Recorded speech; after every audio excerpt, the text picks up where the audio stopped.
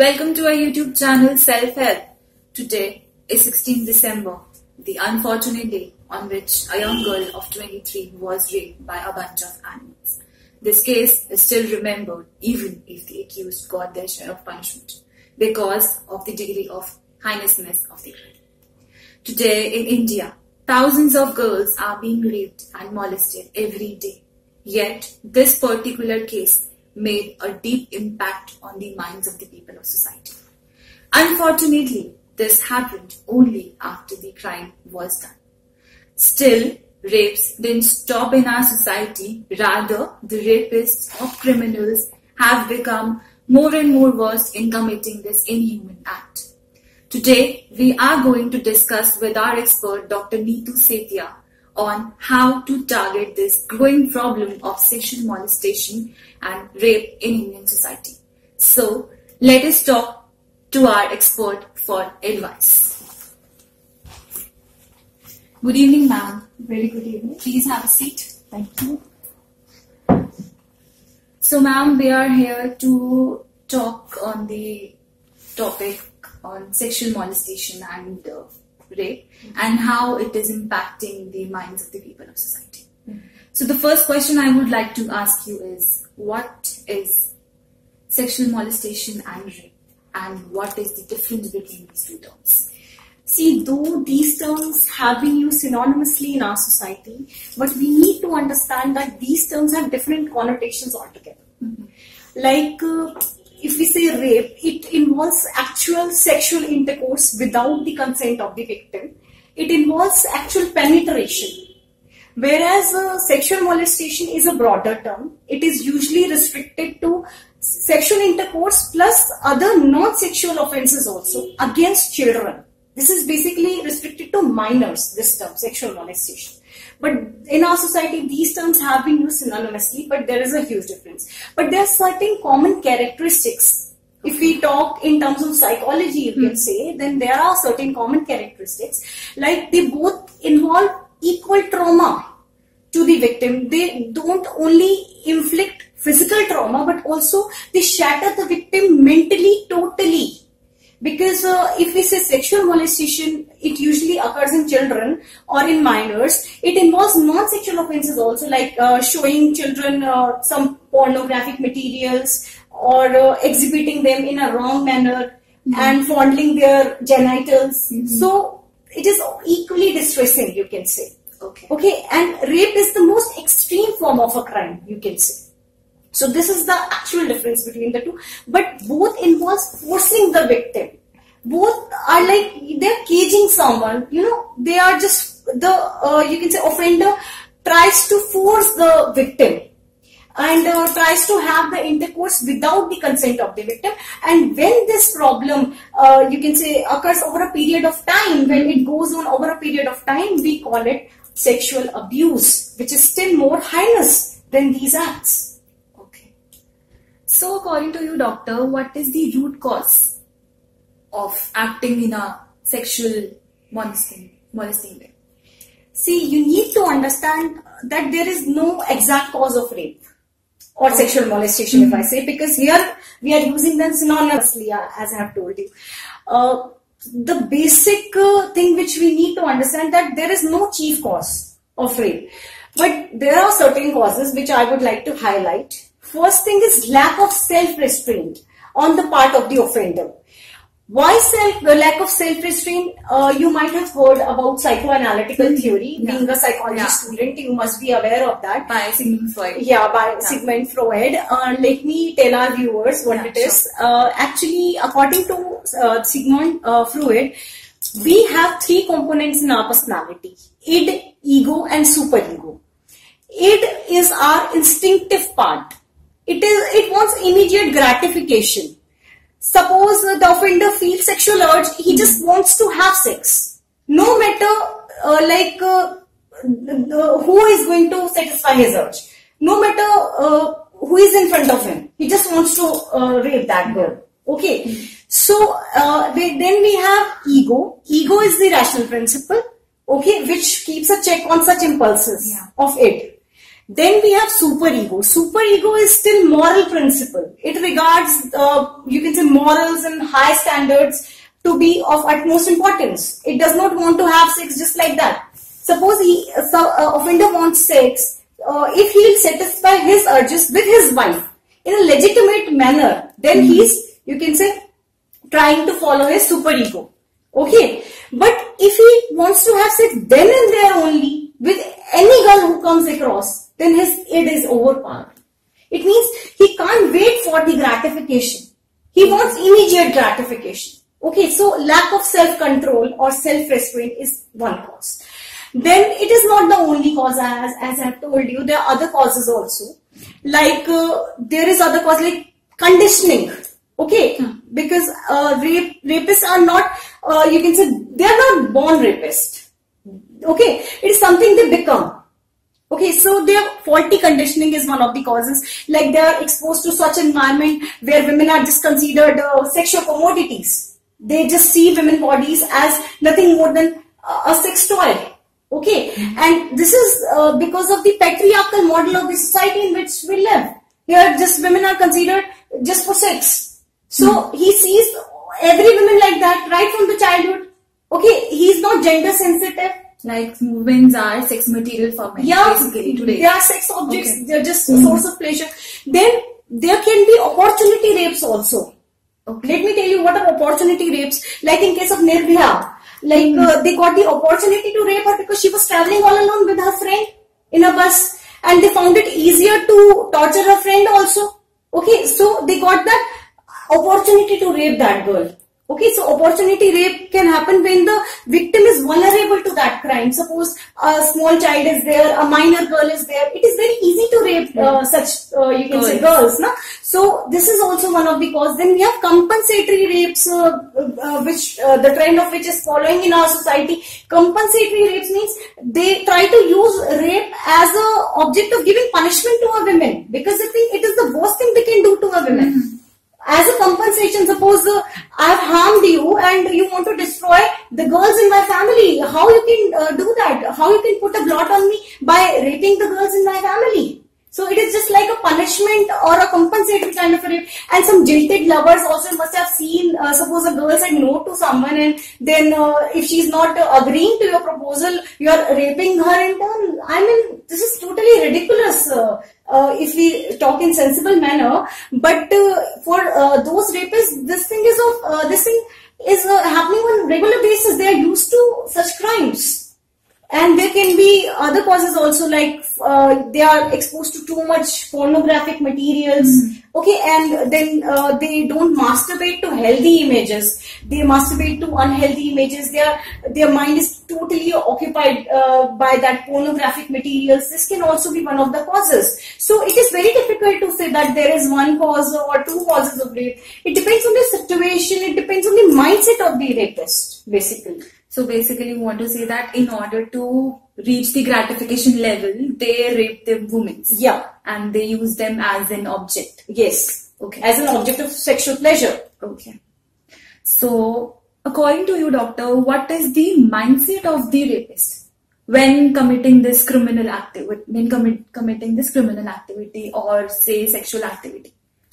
See, I have went through so many research papers. Okay. And there are certain common features which we have come across to understand the mindset of the rapist.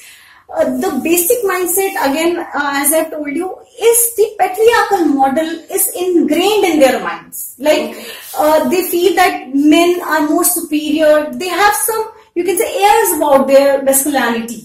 They feel that if they rape a woman, they'll become more powerful. They want to have an upper hand in everything.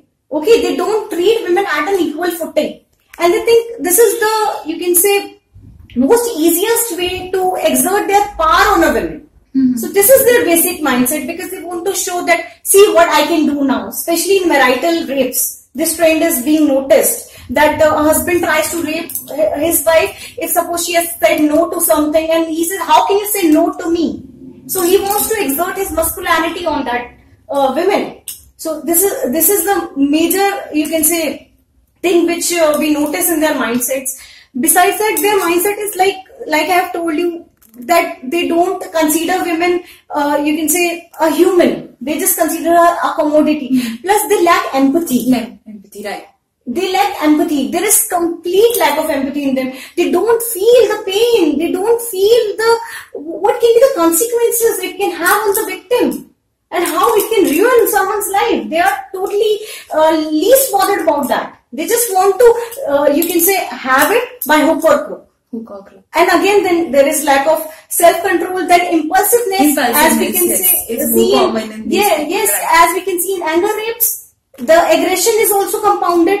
Like in case of Nirbhaya, they even after raping her, they did not stop there. They inserted a rod in her genitalia. I mean, it is very brutally. I mean, it is inhuman completely. It really gives you goosebumps when you think about such things. But for them, it is something very normal and very normal, and because they keep on doing with one girl, next day with another girl, next day with and they keep rationalizing that. They don't take the responsibility of that act. So this is their mindset. They try to rationalize this thing and they make the victim feel that she deserves to be raped because she is wearing short clothes, that she is completely drunk. They give justifications like that.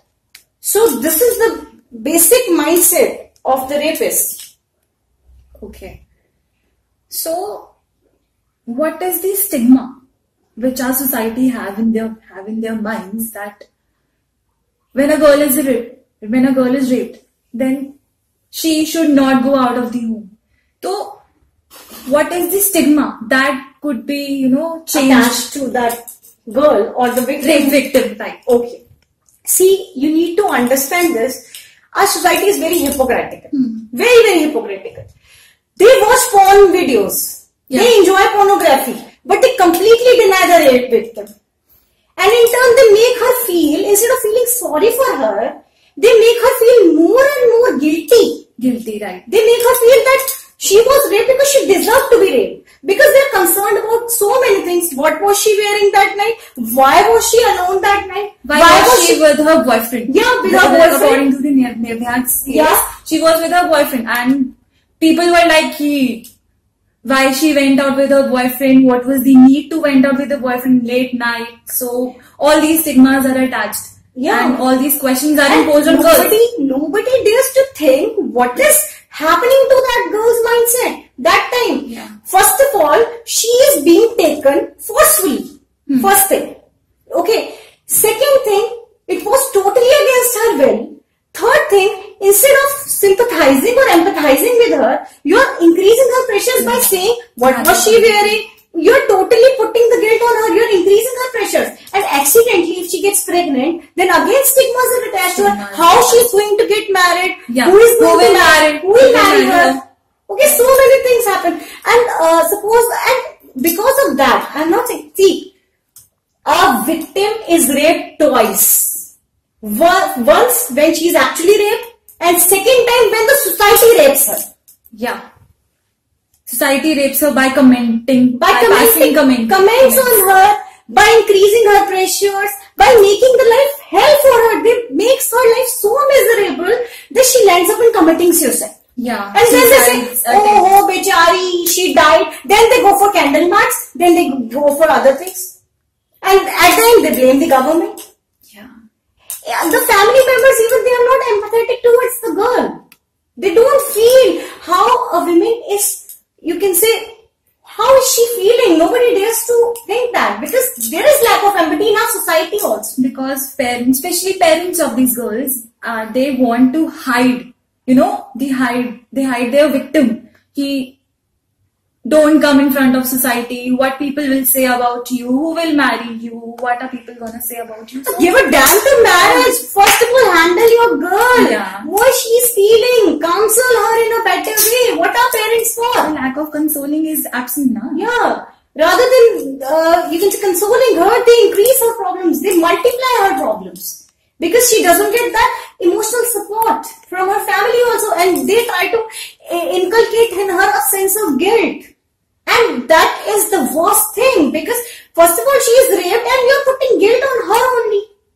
So it is very unfair on the part of the society. Still, trust me, those who are watching our show, I'm telling you, they even won't get moved by what we are saying. Until the same happens in their family. Yeah. Agree. Totally agreed with your point. Isn't it? Yeah. So, the point is, boys should be made more sensitive towards this issue. Why you stop girls from going out late night? Why not make the environment comfortable for them so that they should not feel hesitant? Isn't it? So, these are the stigmas attached. Besides that, females are having fear inside them. They have anxiety inside them. Insecurities. If they'll go out, someone will come. Some inappropriate thing will happen to them. Yeah, they become negative. Basically, yeah, right. They get conditioned to think in a negative because of our society. Yeah. Because here, rape is considered the fault of girl. This is the main cause. They need to change their mindset. Until unless they won't change their mindset, nothing is going to change. Trust me. And they don't even feel that that girl may get sexual hesitation throughout her life, which is going to ruin her life. She may not allow a man to come close to her. Forget about marriage. She may get, you can say, she get trembled even by seeing a man. She may get trembled. She may shiver by seeing the sight of a man. They don't think those aspects. This is the problem with our society. So, ma'am, what is the long-term impact on the victim of sexual molestation? Yeah, of sexual molestation. See, I have told you about the short-term impacts which happen. The long-term impact is basically PTSD. Let me tell you what is PTSD. PTSD means post-traumatic stress disorder. In this, what happens, suppose when the rape happens, okay, even after months, after years, the memory of that gets completely embedded in victim's mind. And the flashback of all those memories, they come to surface in victim's mind and they try to haunt victim. It means the crime scenes, they keep revolving in victim's head even after the rape has been committed. After so long time, even it remains. So this is the, you can say, something which is very, very serious thing. It inflicts mental trauma on the victim. Because they are finding it unable to forget that. And they, the flashback of the memories overpower the victim. They shiver, they feel trembled. So this is the basic, you can say, long-term impact of sexual molestation or rape on the victim. Okay. So coming back to Nirbhaya's case, what is the psychology behind gang rapes, basically? This is a very good question which you have asked, because nowadays we keep hearing about gang rapes. More than the individual rapes, gang rapes, they are becoming very common in our society. See, we need to understand that gang rape has completely different dynamics. Okay, because it involves group. And it involves usually a group of youngsters, because we don't usually find gang rapers in their 40s or in their 50s. Usually they are young, and sometimes they commit adventurous acts also, okay, along with rape, like sexual violence also. Why they find it easy to commit this crime in group? Because they feel group gives them some sense of power, you know. Right. Because they all share a common mindset that women is a commodity, okay, and they all try to outdo each other in that act. That's why it becomes heinous. As in case of Nirbhaya, they wanted to outdo each other, okay, those bunch of rapists. So because they feel the crime can be easily committed in group, because they have got that power, no? They have got that notion, follow the leader. Basically, they have the power to escape from that place, particular place where the... Yeah, they have got the support. Basically, they get that backing of the leader. One of them is leading, okay, and besides that, others become spectators also sometimes, and then they do turns in raping of women. So this basically gives them a sense of power. Group gives them a sense of power, and also if they try to oppose the group, if one of the rapists tries to oppose the group, then he feels it is not correct, because being deviant from a group is itself, you can say, not comfortable for them.